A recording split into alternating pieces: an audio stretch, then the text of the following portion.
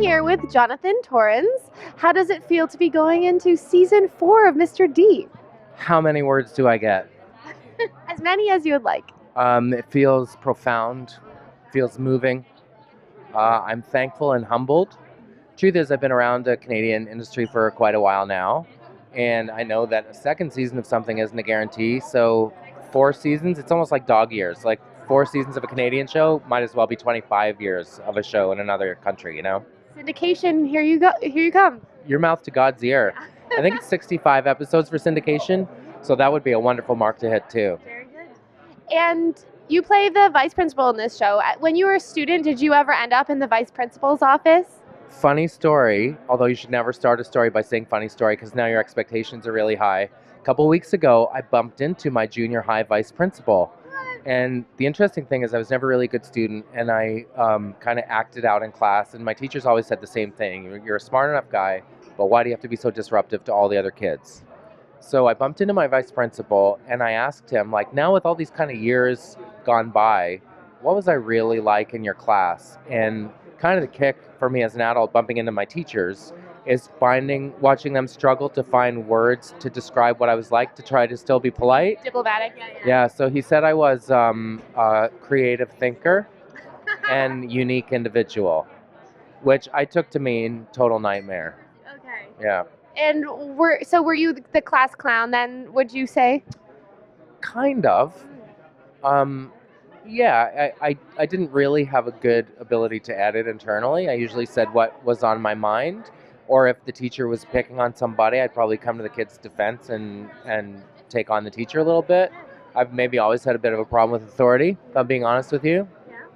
And the time that we've known each other, I think you've come to expect that from me, right? Honesty? I would say so. And in the show, you seem to have a little bit of problem with authority. I don't know, wanting to be but you want to be the principal. You're the classic vice principal wanting to move up. Yeah. I think what Robert, the guy that I play in Mr. D, doesn't know, or maybe he does deep down, is that he doesn't really have principal material in his DNA. He's just not cut out for it. There are people in the world who are leaders, and there are people in the world who are followers. And I think Robert's kind of a second banana, not unlike I am on Jerry's show. But that's a comfortable wheelhouse for me. I like being in that position because for Robert, there's less pressure. He gets to flex his muscles and stuff, but it's a pretty safe environment because Mr. Callahan can always fix it. And it's the same for me as a performer because I don't have to do as much of the heavy lifting as Jerry does. And it's like Weekend Dad. I don't have to change any diapers. I'm just all fast food all the time. Have it made. Yeah. And how do you think growing up on the East Coast, because so many East Coasters are hilarious, how do you think that influenced your comedy? Liam Sears also from the East Coast, I think Halifax. You're from PEI, I believe. Yeah. It's a have-not part of the country, and I think when you come from a have-not region, if you don't find it funny, you're going to not be able to get out of bed in the morning, you know? You're going through hard times and economic hardships or whatever. So I think in Canada, we're self-deprecating. On the East Coast, we're self-deprecating plus. My friend Sherry White, who's a great screenwriter, I remember her saying in Newfoundland, if someone said, hey, nice shirt, and you didn't say, oh my God, I found it in a dumpster. Like if you said, thank you, that's showing off. So on the East Coast, you have to work so hard to downplay anything that's nice. And my wife and I talk about this all the time because someone will come over to our home and say, I like your floors. And I'll say, oh, well, I got them 90% off on the internet and they ship for free, and downplay everything. Yeah. So I think maybe born out of not wanting to come across as too big for our britches or getting above our raisin, we probably tend to knock ourselves down, and that's funny. And being from PEI, are you a big Anne of Green Gables fan?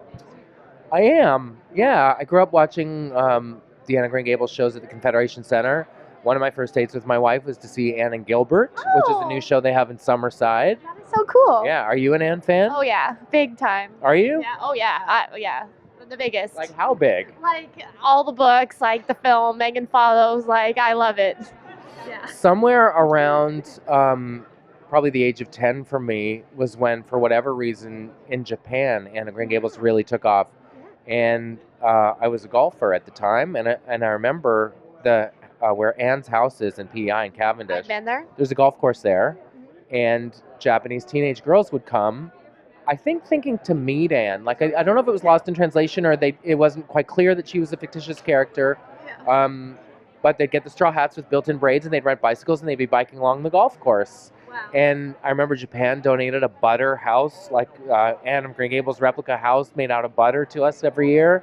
So it's kind of a strange thing for the island to be known for, like potatoes and Anne of Green Gables and Stompin' Tom. Yeah, there you go. Although there are worse things to be known for. It's true. It's very wholesome. I like it. I still have a little fantasy deep down that I'm going to get to play Gilbert, but I think I'm probably more Matthew these days than Gilbert.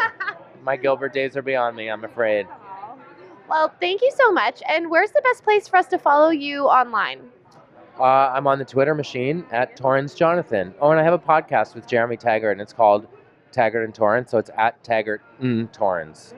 Well, thanks again, and congrats on the 10 Canadian Screen Award nominations as well. Thank you very much, and thank you for your support of what we're doing. It really means a lot. My pleasure. I'm Katie Uhlmann reporting for Katie Chats at the Season 4 launch of Mr.D in Toronto. And I'm Jonathan Torrens reporting for Katie Uhlmann. Yes.